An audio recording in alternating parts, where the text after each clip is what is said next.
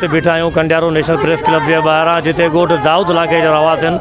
SHO लाखारू जे ख़िलाफ़ एहतिजाजी मुज़ाहिरो कयो आहे।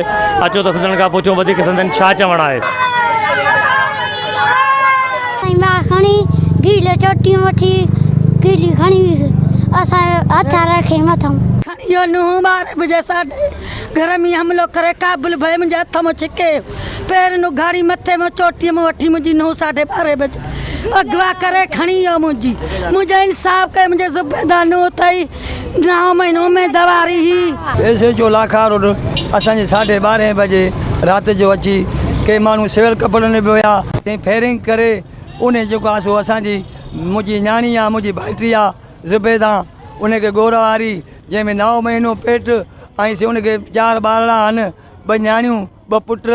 असां इहो अर्ज़ु था कयूं साईं वज़ीर आला साईं मुराद अली शाह, असां उनखे अर्ज़ु था कयूं असांजी अदालत कई वञे, असांजो इंसाफ़ कयो वञे। भाभी आहे असांजा अगवा करे खणी वियो आहे SHO काबुल भयो लाखा रोड SHO। असां जेके चए था न ॾींदव त असां तव्हांखे असांजो छोकिरी सां भाई वापसी करे ॾियो।